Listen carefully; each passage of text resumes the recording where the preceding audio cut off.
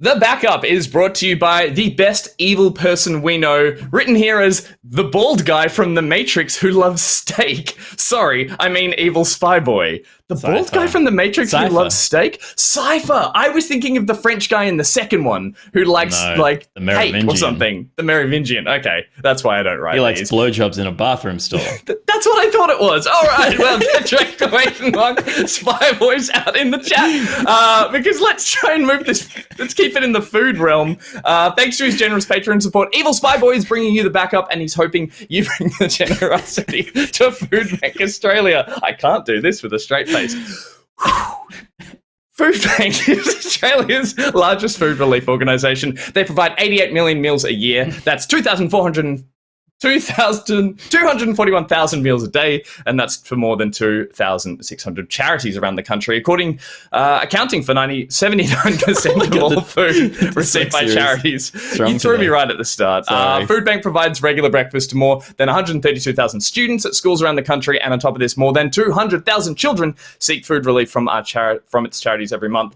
You can help out Evil Spy Boy. You can head to foodbank.org.au. You can do !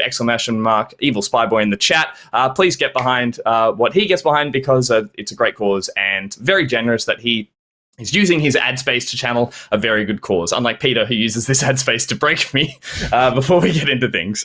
So thank you very much, Evil Spy Boy. And time to get into the backup. It's where we talk about the most hard-hitting news of the week, as long as it relates to video games. So we'll kick things off with something that relates to video games, but is a little, well, it's bad. I think it's bad news. Sony has recently, as of last year, filed a patent for some tech which essentially allows spectators watching esports, watching gamers, to remove players from a game, basically benching them if they don't want to watch them anymore. As I said, they filed this patent last year, and it just got approved. It's not being used in practice yet, but essentially Sony has just made sure that if this tech becomes something that is used, that they are in the door early with it. And essentially it does mean that the system would allow the players to not be able, the players playing would get benched. They wouldn't have any veto power in this whatsoever in that decision. They may be reassigned to a different match. The system would display the skill level of the current players and their statistics for the game, like time played ratings, all that kind of stuff.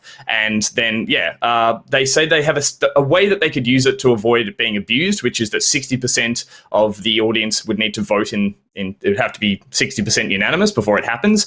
But I don't think this is very good news. It doesn't sound like a great idea in this form. Pete, do you think there's any potential for it? Do you think there's a reason it exists? My only hope is that they have jumped on this patent before anyone else could, because they realized that someone could have patented this, and that would be awful. So Sony are like, let's go through the legal system and make sure that we patent that so that no one can ever implement this. We're going to have the patent. We're just going to put it in a back office. We're never going to use it. And I would feel that way if they hadn't gone ahead and bought Evo last year as well. Yeah, of course. The biggest fighting tournament, I think, in esports, essentially. Yeah. So, between that and a few other moves from Sony, looks like they could be like steering themselves towards some sort of esports platform that is run or owned or managed at least by Sony. So, yeah, that's a worry. I'd like to think that they are the altruistic gatekeepers who are like, hey, we'll take this bad thing and lock it up in a box with, top men, and no one ever needs to. No way that's what they've done. But I don't think a multi-million dollar, billion-dollar company is being that. It's just like there's not a world where a good version of this idea works, right? Like we live in the world of Bodie McBoatface and worse than that, with D's nuts and like 4chan getting acronyms into like Time magazine that say like Moot #1. I can't remember. But that's Nazi the innocent bullshit stuff. That's the fun stuff versus like, all the recent Twitch raids that were happening that were like targeting different minorities that were streaming, and it was like there were these vicious attacks that were basically mob rule online, and it was essentially you can use the anonymous nature of big groups to say, hey, we actually all hate this thing, or we want to lead a charge in this direction, and it's never done with sensibility. I mean, mob rule in real life doesn't work, let alone in like an online space. And then the thing I find weird about it as well is that like this doesn't even exist in real sports in a way that like if you're watching a player on a team that is, the whole stadium is like, boo, we don't like that player. Like that's He not doesn't a get kicked reason off to the field. bench them. Yeah, that's the Yeah. coach's choice. That's the team's management choice. It's not up to the spectators. Like any form of competition would be hell if the spectators had some kind of sway on how like what's happening on the field. So yeah, I don't know why they see it as relevant to a digital sporting realm. Like, yeah, I don't understand the logic behind it. Maybe what is the one reason they were like, this could be really useful for one thing? I think if it were, I can't imagine any effective way to use that. Like obviously it doesn't belong anywhere near something like Evo, that is a legitimate competition.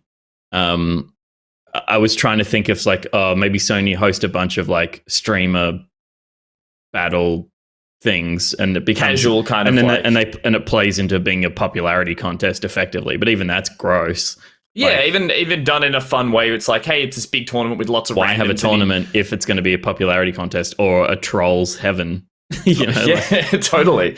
And you're right. It's that thing of like, they think they were saying in there that's like it gives Sony claimed that the system would be beneficial for removing disrespectful griefers from matches. But like any tournament, any mode, even as casual or professional, will have some form of moderators, will have people in place. The game is there in place to stop that stuff happening. And if it doesn't, there should be people on the sideline whose job it is to make sure that stuff doesn't become prevalent, not a massive online audience. I guess maybe it's their way of saying outside of tournaments, like you mentioned, in smaller but even then you're right. It's like if you're running anything, like there are tools in most competitive games to eliminate players who are being disruptive. Like from a moderation level, if there's any kind of semblance of a tournament happening, then there'll be people attached to that tournament that can do the work and not need chat to come save the day, because I mean, chat are not there to save the day most of the time, except our chat. It's funny, like, to bring up one example, we did do a stream last week where I was playing a new mode that was in Rainbow Six, and it was the audience was watching, and the opposition, there was a player, Pete, you saw this, who was using an exploit in the game to try and beat us online, and it was like, oh, that player is, actively ruining the experience for us all, and the chat got behind it like, boo, this other player. And it's like, I still would have felt bad if the chat had kicked that player. Like, I did, we're like, it turned out all was well and good. It was a casual match. It wasn't anything serious. There was no tournament, but it still felt bad. I even felt bad saying, look at this person who's being, a bit of a dick. And then the chat started being like, boo, boo, boo. And I was like, that's bad to, like, to veto this player via like the fact that we had people watching. So yeah, I don't think it would lead to anything good. Hopefully, as you said, Peter, this is just going in the Sony vault of all good things. I can't wait to see what they do with it, because it's going to be awful. Yeah, it totally will. They get slammed, and then they will go like, "Oh, that was bad." 100%, and as you said, touching on the fact that the online space for large audiences is can be toxic, can easily go in that direction. I don't see this being a positive thing, but do us proud, Sony. Let's see what happens. From something that could be bad to something that could be good, we've got news that there is a new Splinter Cell on the horizon. Ubisoft has greenlit what will be its first mainline Splinter Cell game in, I think, just over a decade.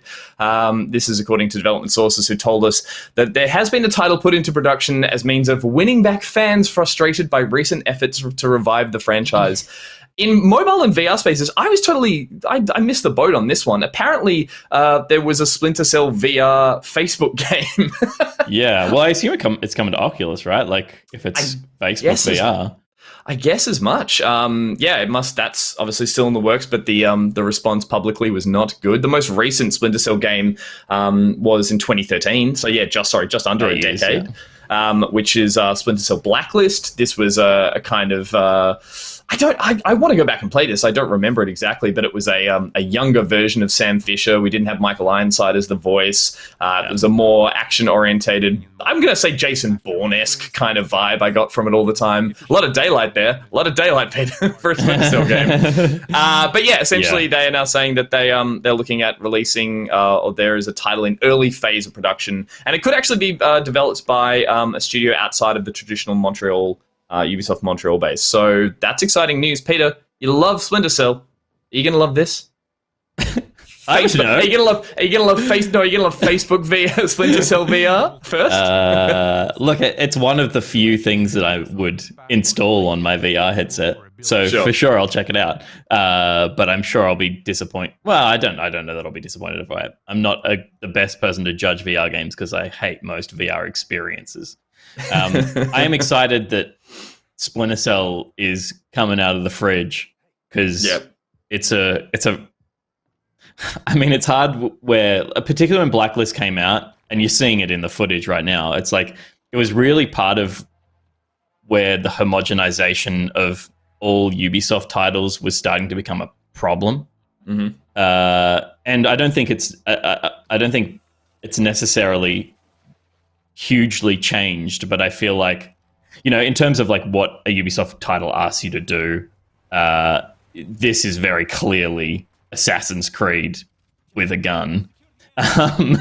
So it, like, in terms of the way you're scaling around buildings and stuff like that, semi-open world areas that are like still channeling you down a couple of pathways, that sort of stuff. And all their Tom Clancy titles and stuff as well. It just felt like the things that made Splinter Cell unique were not present in this game. At least that's what it felt like from the outside. I never finished this. I played a little bit of it. The real deterrent for me was no Michael Ironside, who was totally just such a dominant voice. It's such an iconic For those voice. who don't know, Starship Troopers, are we talking, is it Viper? Viper from Top Gun, I feel like. He's like I think his name is bald, Viper. angry 90s guy from lots of action films with like deep, gravelly voice and like great casting. And I think you're right. This was definitely them trying to change Splinter Cell to meet what was at that time kind of like modern design ideas. Modernized game design ideas. And now we're at a point in 2021 where it's like that has become so as you're right, homogenized into this sort of like nothing has an identity anymore. I guess what would be... It was Jester. It was Jester. I apologize. That's criminal that I don't remember that. Jester's dead. What would you want to see, I guess? Or like what do you think could make this stand out or stand up as as Splinter Cell-esque now these days? I think slow, hard puzzle movement. Like that's what I remember out of the original Splinter Cells is like just being crouched in a corner in the dark for like burning minutes, thighs. 8 minutes, and just being like, I don't think I can move. I think on this chessboard I'm fucked. And that was the beauty of it. And then like finishing those levels felt like such an accomplishment. Getting into action was always a mistake in these games, and I think that's what I'd like to see it get back to. That's what I hope is cooking for them. And I think that will play in a pretty unique way to have a AAA stealth title, full stealth title. With a bunch of gadgets and a bunch of ways to approach the puzzle on the board. I'd be excited to see that. You're right, and punishing difficulty to the level that it's at these days was definitely not where it was in 2013 or whatever it was. It's like now that has become a sort of a badge of honor to earn and wear with certain games. And I think Splinter Cell could definitely pivot back to that and become that kind of Dark Souls of stealth or something like that. That is, as you said, more of a chess game than a shooter. Yeah, and it's not so much like it doesn't need to be like impossibly hard. It just needs to be fun and encourage the style of gameplay that is what makes it interesting, as opposed to just running and gunning. Like, it shouldn't encourage you to run and gun. It should encourage you to be creative with the map. And I see Nicotex referencing Hitman. It's like totally that's the vein it can go down. I think like Hitman is obviously about being out in the open and being undercover in the open, as opposed to Splinter Cell as being like undercover in the dark. And that, I think, is enough of a distinct difference in terms of design of like how many NPCs are on the map and how aggro they are. It's like if you're seen, you get shot at kind of thing. So totally.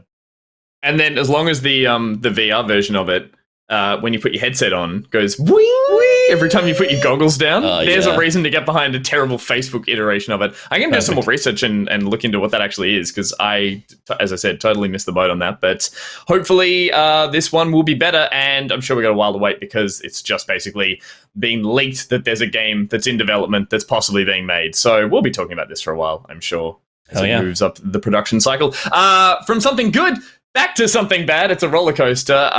We're back onto the Activision Blizzard ongoing drama that has been occurring over there, and about 20 people, more than 20 people, have actually left over all the allegations that have been aired over the last, I'm going to say, like 3 to 4 months, I'm sure, and it was far more ongoing beyond that. But Activision when you Blizzard's say left, it's been disciplinary action that's either had them fired or forced them out the door.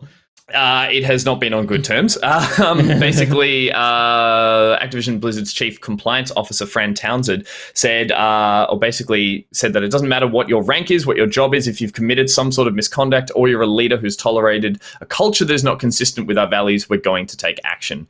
This is just in the wake of the lawsuit becoming public, and 20 individuals, or just, as I said, more so, have exited Activision Blizzard, and there's more than 20 individuals face other types of disciplinary action.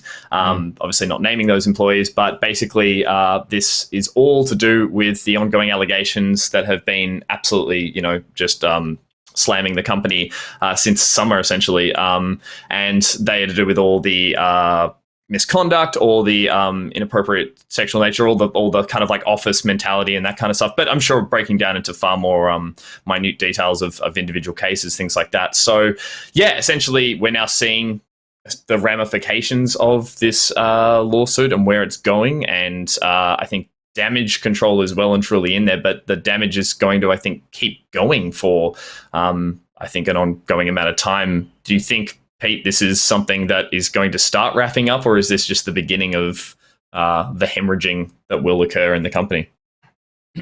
Look, I think this is probably, we're hearing these numbers from Fran Townsend because this is kind of the end of an initial wave of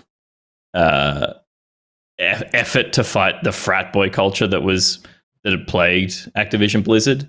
In terms of I don't think it necessarily means that this is the end of it. But I do think that it means that 20 is a large number of people to be having to have been found to have actively engaged in misconduct that's fireable. Assuming that is from like a semi-senior position or someone higher up, I'm sure, as I said, it's not necessarily just that. I think, we heard about the most senior people because they were people that were in the spotlight, the community spotlight. We knew their names, and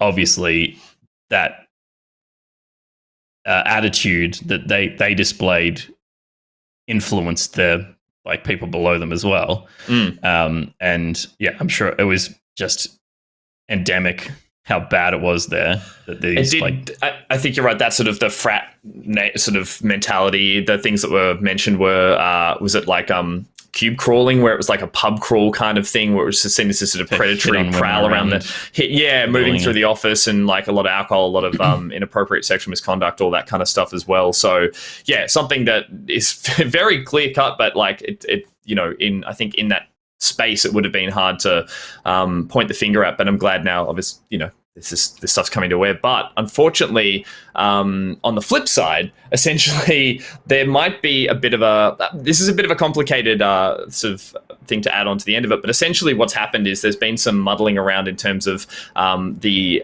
bodies that have been investigating Activision Blizzard. And through that, they may have found themselves or been given suing Activision.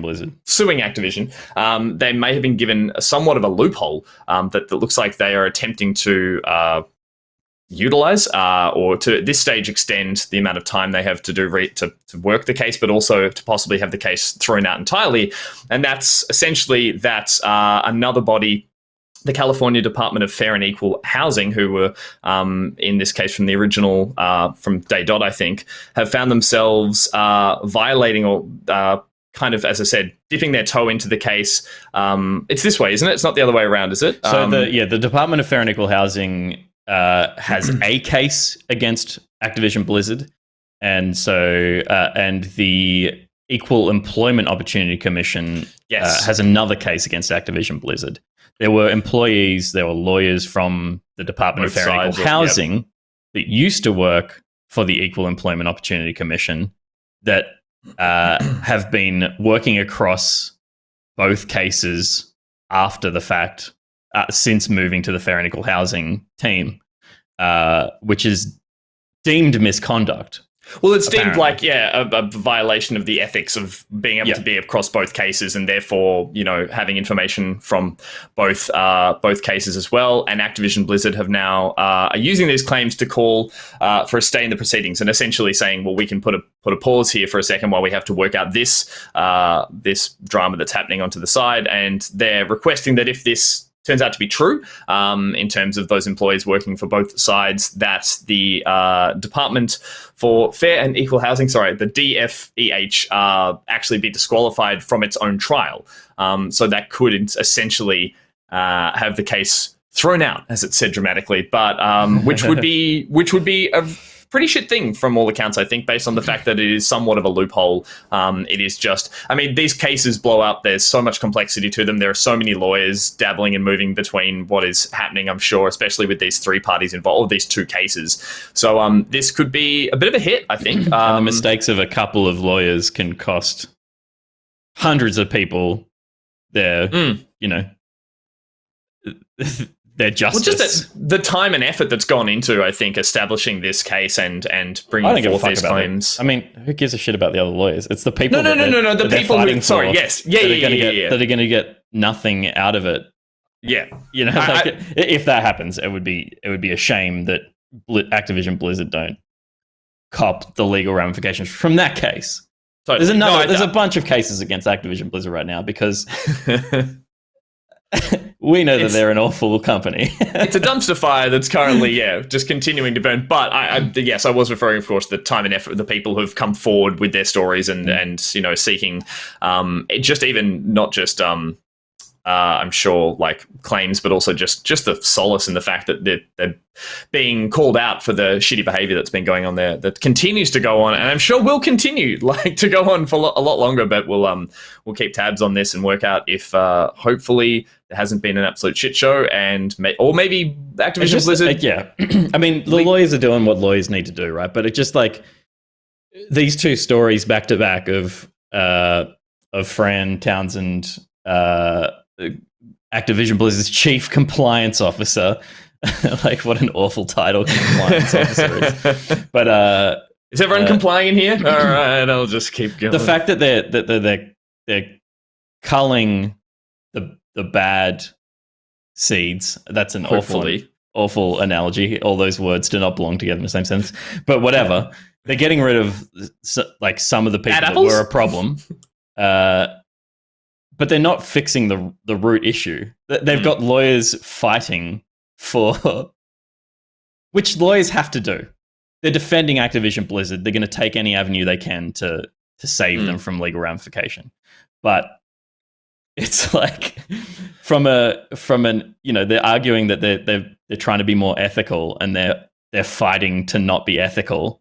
Yeah, it totally goes against the core base of what the case is set up on. And when it comes down to the details, it specifically claims that the two attorneys were helping to direct the EEOC's investigation. So it's like, it could have been, we don't know what that helping to direct is. That could have been anything from just an email sort of passing on some details versus like, whether or not it was, uncovering a complete sort of system of helping, hand-holding each other to try and work out the best course of action. Or, as I said, it could have been something so mundane, but lawyers are bloodthirsty. They will latch onto whatever they can take, and if that gives them the loophole, they might leap and saw through it cleanly, and who knows, this could be, at the detriment of the actual case itself, because lawyers have to do what lawyers do. Apologies to any lawyers in the chat, but also you know what you did. Yeah. Akarash, You're a good guy. Akaresh, you're a good guy, I think. If you're on our side, you're a good guy. So yeah, as mentioned, a lot to continue with that case. It is, to put it lightly, as it says here, an insane mess that will continue burning, as most dumpster fires do. So moving on from terrible news to possibly bad news. This roller coaster just went down and now it's kind of leveling out a little bit. There was a trailer for, I don't know if we can show it, but over the weekend we got a trailer for the Uncharted film. This, of course, stars Tom Holland and Mark Wahlberg as the titular Uncharted. As John Uncharted. John Uncharted, playing Nathan Drake and Sully. And yeah, we got a pretty solid look at a lot of this film and at how these actors are interpreting these characters from a video game. And it is very much from a video game because we're seeing a lot of stuff from a mix of a lot of the games. And I don't know how I feel about this. It's not good. It's not great. There's a lot of young, wet-haired Tom Holland that looks like he's just swung straight out of a Spider-Man film into this one. But I guess that's what happens when you hire people who are this famous and this recognizable. You can't even give him stubble or, I don't know, some old man. Let's age him. Forget de-aging. Let's age him up. I wanted to see something more. I'd love to know what chat thinks. But Pete, we love these games. I mean, are you excited to see this? It's weird. It's like looking at the two of them next to each other. Wahlberg looks more like Drake than like the Drake character model that Naughty Dog built. It's just like a stocky generic dude. And I think it's partly that Tom Holland is still such a slight frame next to people like Mark Wahlberg, who are obviously like a massive bodybuilders. Tom Holland is a very, very fit man. Like, there's no question about it. But like, he's not standing bulked. next, He's sorry. He's a very bouncy, athletic kind of guy, but he doesn't fill out the same way that Nathan Drake has. Like, a bit of bulk to him. He looks like an imposing character. Which, I guess my question is, I just don't know how old Drake is meant to be in this.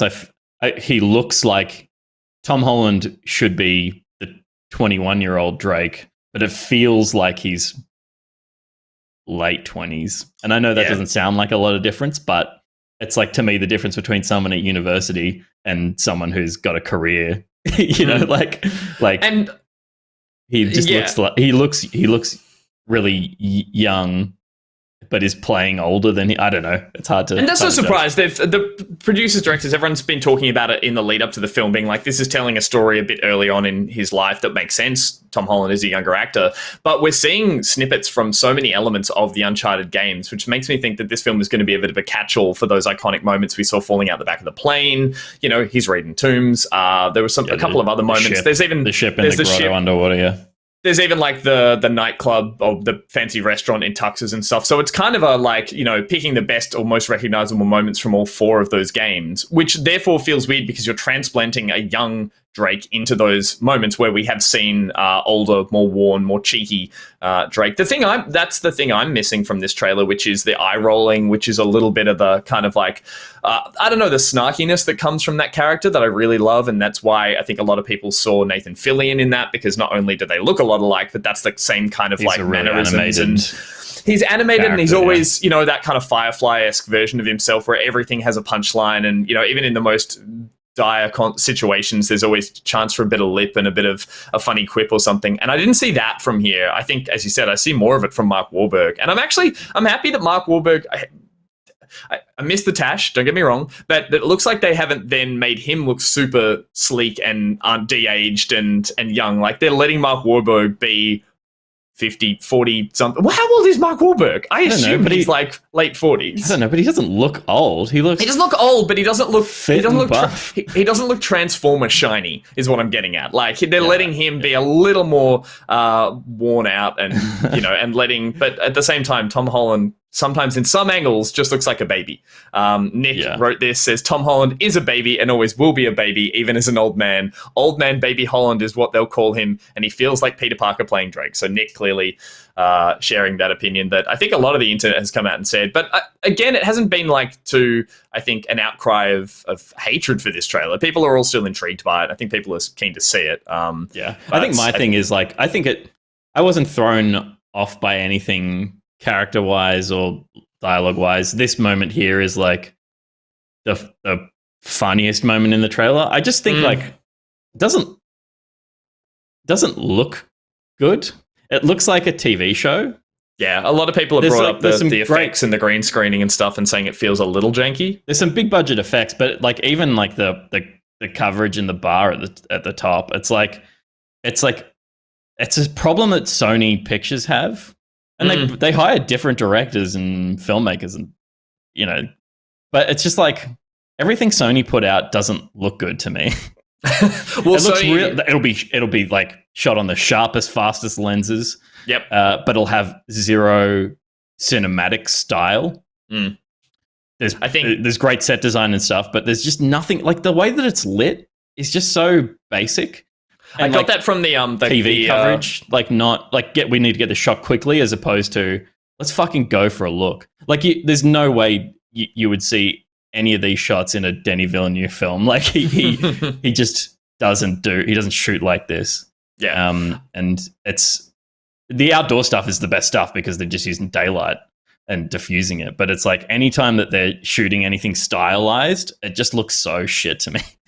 It's they ran into this, I think, a lot. It's why I wasn't very compelled to watch the Venom film or a subsequent sequel as well. Same thing. Sony just feels like there's certain scenes where they've gone for a wet at night shiny shot, but it's not by any means like dynamic or interesting. And yeah, you've got like a lot of cool key iconography and scenes to play with from Uncharted. But you're right. I think the best shots here are just the seeing the traveling around the world kind of stuff and the outdoor panoramics and stuff. Nothing else. Everything else does feel like high quality TV, I guess. Just the fake firelight in this shot. All right, these are things that are like mainly just geared towards you, and like I totally empathize. I get it. But people are like, hey, Venom was great. I'm like, the films can be good, the characters can be good, the acting's good, but there's definitely a chance that's sometimes missed. I think in these. I think Venom is actually even more so than the Spider-Man movies that Sony did with Garfield. Venom was shot with a style. It feels like a cohesive tonally look. It's on one kind of like beat. Yeah. Look, to be fair, I haven't watched that one, but yeah, similar with the Garfield Spider-Mans and stuff. They go for safe, they go for clear, they go for, which again is my kind of problem with Tom Holland casting. Back to that before we round out on this. It's like, I do worry that I always hate it when they hire a big name actor and they do nothing to kind of make them stand apart or look different or feel different or act different from their most recent role, which is what happens when you get this kind of like generic, hire that person because everyone liked them in this film, now put them in this film. So I'm just like, just put some stubble on him, or I don't know, Stop having slick, wet hair, Tom Holland. Stop having showers before they yell action. I don't know what it is. That's my biggest gripe from that whole trailer, which no one else on the internet has talked about. Something the rest of the internet is talking about is the fact that God of War is moving to PC. God of War from 2018, the PS5, PS4, and PS5 game subsequently is now on its way to PC. It'll be on Steam and Epic Games Store January 14th and can be pre-ordered now.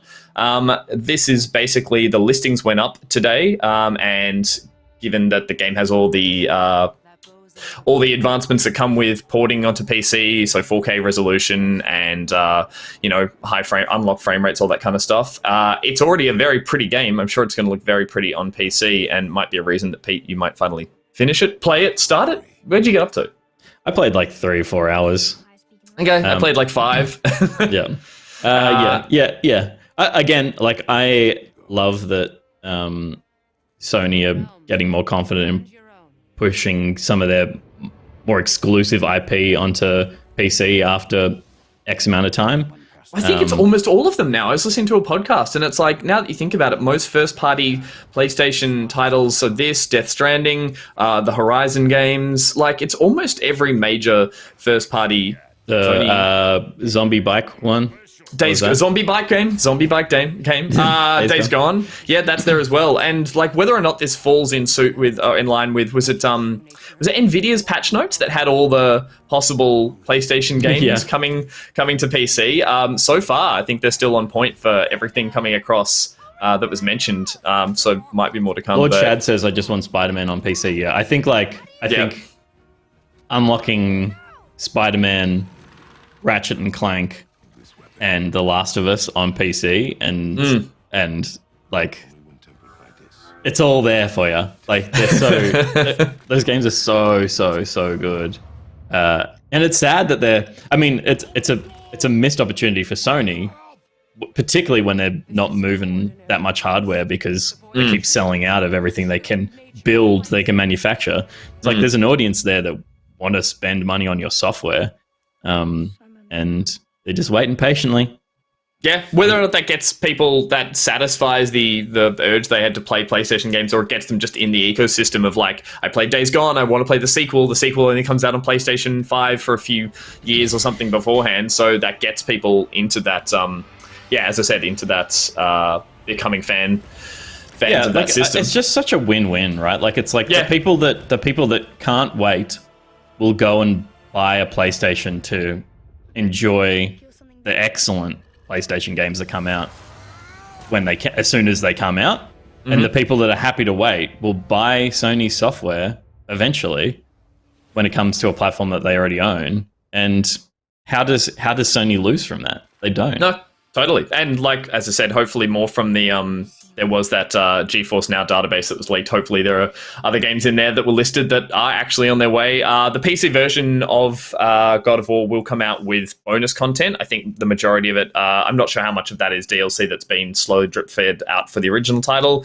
but it'll come with armor sets and different skins and all that kind of stuff. So, it'll be as everything of release up to this point in the God of War game, and obviously get people pumped if you haven't played it for the sequel that'll be coming out next year, by all accounts. End of this year. No, next 2022, year. Yeah. 2022. So, exciting news for fans of War and gods of War. So Geblet says, I want the Infamous series on PC, which is like, that opens up the door to think of all like the old exclusives that should be on PC.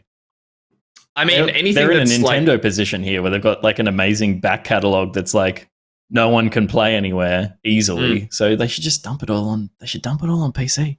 Put it all on PC and just charge 2.5 times your subscription fee. Give me Knack. No one wants Knack, Pete. No one wants Knack. No, you don't. You just want to see Knack. Just see Knack particles on your PC and be like, all right, I'm done with this. That's all anyone wants. It's a giant. It's a giant tech would test. Look amazing on a 3090. Something that's not looking amazing in terms of its technical prowess, but that's because it was footage leaked of a technical run of the game, was Elden Ring, which recently had a bunch of footage that was leaked that was, again, someone playing the game on like the lowest specs possible, I believe, just to do a bunch of like testing, because Elden Ring has been delayed only by a month. It was due for release 21st of January next year. It has now been pushed to 25th of Feb, so 1 month, not the end of the world. But recently, as I said, that footage that made it out was essentially just like, if you hunt it down, it's hidden somewhere on the internet. It's just someone like running in circles and jumping up and down, and the textures are all on like the lowest texture possible and all that kind of stuff. So it does not show the game in its best light. However, I think it was running on an. I mean, obviously it's an early build, but also it was running on an Xbox One. I think so, yeah. But the art style of the game, the art direction, all looks amazing, as it should. The From Software team inspired game artists, and so everything in the game looks wonderful. But there will be a closed network test that is running around mid-November. So very soon, they'll be doing a test for, obviously, like any From Software or Souls game, there'll be online aspects to it to do with invasion, all that kind of stuff. So they will be doing, closed network tests that you can try and get into the demo, and you can head to the Elden Ring website and you can sign up for that. And I went there and I could only see sign up as as a member of the EU if you live in the EU. Oh, really? I haven't jumped on it myself, but I think it might just be that it was like a confusing PR website as opposed to it being like a built beta. Come and join the fun thing. Come and join the fun at Elden Ring. Everyone's having a ball over here. That is, if you jump onto the website before the 1st of November and apparently live in the EU only, you'll have to double check that. You can sign up and see if you can get in on the closed network. If you do get in, DM me a more appropriate link than the ones I found, please. There you go. Speaking of other delays and announcements, Xbox Game Pass is offering subscribers a couple of big games this month. There's Dragon Ball Fighter Z, Outriders, Alan Wake's American Nightmare, which is, of course, the updated version of Alan Wake, Age of Empires 4, The Forgotten City, an amazing game, which we've covered a lot on our show and is very much worth the play, will get released on Game Pass. There is also Into the Pit, Echo Generations, Backbone, Everspace 2, Bassmaster Fish 2022, and Non-Guns Doppelganger Edition are all coming out by the end of this month, so heaps on the Game Pass. I assume Nick put this in the script because Forgotten City. Yeah, I assume so. I didn't know it was actually making its way to console, or back to console. I know there's a Switch version, and apparently there are cloud saves across awesome. all platforms as well. So amazing work from those devs. And finally, there was an announcement from the developer or creator of Stardew Valley has announced their new game called Haunted Chocolatier, and has announced that after dedicating 10 years of my life to Stardew Valley... Emily is dead. Emily is dead? What? Isn't she a chocolatier and... Is she? What she does she is too. Sorry, I was mixing it up with the one where Johnny Depp makes chocolate with a French woman. I don't know. I never saw that one either. I think it's Chocolat. Le Chocolat. Le Chocolat. Yes, this is. I haven't seen Emily. I hear everyone says you have to watch it, but this is from Eric Barone, one of the creators or the creator of Stardew Valley. Says, after dedicating 10 years of my life to Stardew Valley and counting, the time has finally come to announce my next game. Haunted Chocolatier looks to be a whimsical story about a haunted castle that is essentially where there are ghosts and haunted spirits and things in there, but it is not a horror game. It is not a spooky game. It is not, even though it features ghosts in a haunted castle, it isn't. They're cute ghosts. It is not an evil or negative game. On the contrary, it's intended to be a positive, uplifting, and life-affirming game. And so he has said, however, if Stardew Valley mostly channeled the energy of the sun, Haunted Chocolatier channels the energy of the moon. Both are vital. So a wonderfully sort of poetic statement there from the creator. Yeah, very poetic. But looks a lot, obviously, looks a heck of a lot like Stardew Valley, so that game has a very solid fan base. I'm sure they're looking. If you ask me, I'm not a big. Gus is going to round out the news with his controversial thought of the week. I'm not a big fan of Stardew Valley. Not a big fan of Stardew Valley. I tried getting into it. It just didn't float my boat. So maybe Haunted Chocolatier will be more down my alley. I instead wanted a haunted castle where I make Twix bars. That's my dream. Well, Isn't that everyone's? Chocolatier is for you. There you go. Well, there you go. That is literally all the video game news that happened this week, and there's nothing else you need to know.